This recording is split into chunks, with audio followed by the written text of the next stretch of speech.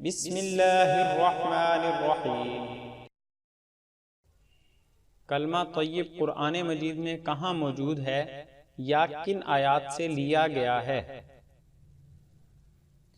کلمہ طیب کے دو جز ہیں، توحید اور رسالت۔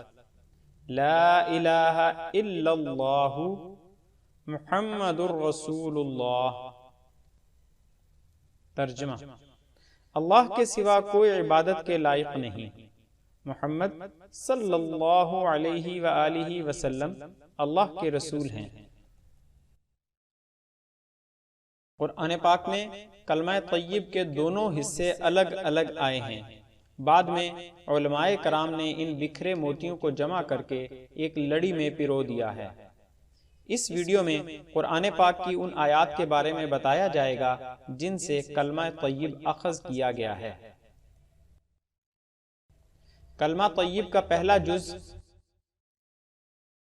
لا الہ الا اللہ توحید پر مشتمل ہے۔ یہ جز قرآن پاک میں درج ذیل آیات میں موجود ہے۔ نمبر 1، یہ جز پارہ نمبر 23 سورہ نمبر 37 سورۃ الصافات کی آیت نمبر 35 میں موجود ہے۔ آئیے اس آیت کی تلاوت اور ترجمہ سنتے ہیں۔ اعوذ باللہ من الشیطان الرجیم، بسم اللہ الرحمن الرحیم۔ انہم کانوا اذا قیل لہم لا الہ الا اللہ یستکبرون۔ ترجمہ: بے شک وہ ایسے تھے کہ جب ان سے کہا جاتا تھا کہ سوائے اللہ کے اور کوئی معبود نہیں تو وہ تکبر کیا کرتے تھے۔ کلمہ طیب کا یہ جز قرآن پاک کی سورت نمبر 47 سورہ محمد کی آیت نمبر 19 میں بھی موجود ہے۔ بسم اللہ الرحمن الرحیم۔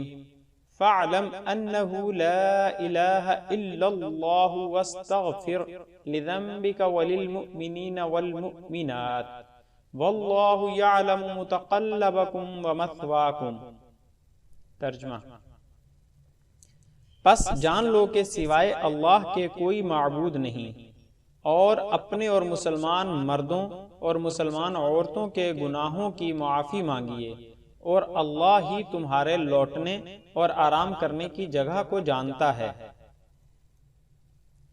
کلمہ طیب کا دوسرا جز رسالت کے اقرار پر مشتمل ہے۔ یہ جز قرآن پاک کی سورت نمبر 48 سورۃ الفتح کی آیت نمبر 29 میں موجود ہے۔ اس آیت کا ترجمہ درج ذیل ہے۔ محمد اللہ کے رسول ہیں، اور جو لوگ آپ کے ساتھ ہیں کفار پر سخت ہیں، آپس میں رحم دل ہیں، تو انہیں دیکھیے گا کہ رکوع و سجود کر رہے ہیں، اللہ کا فضل اور اس کی خوشنودی تلاش کرتے ہیں۔ ان کی شناخت ان کے چہروں میں سجدہ کا نشان ہے۔ یہی وصف ان کا تورات میں ہے اور انجیل میں ان کا وصف ہے، مثل اس کھیتی کے جس نے اپنی کومپل نکالی، پھر اسے قوی کر دیا، پھر موٹی ہو گئی، پھر اپنے تنا پر کھڑی ہو گئی، کسانوں کو خوش کرنے لگی، تاکہ اللہ ان کی وجہ سے کفار کو غصہ دلائے۔ اللہ نے ان میں سے ایمانداروں اور نیک کام کرنے والوں کے لیے بخشش اور اجر عظیم کا وعدہ کیا ہے۔ کلمہ طیبہ پر ایک اور اہم ویڈیو ہمارے چینل پر موجود ہے، اور آپ کے سامنے اس کا لنک بھی دیا جا رہا ہے۔ کلمہ طیب کے درست تلفظ کے لیے اس ویڈیو کو ضرور دیکھیں۔ جزاک اللہ خیرا۔ مزید اسلامی معلومات حاصل کرنے کے لیے ہمارے چینل کو سبسکرائب کریں اور ہماری ویڈیوز کو لائک اور شیئر ضرور کریں۔ شکریہ۔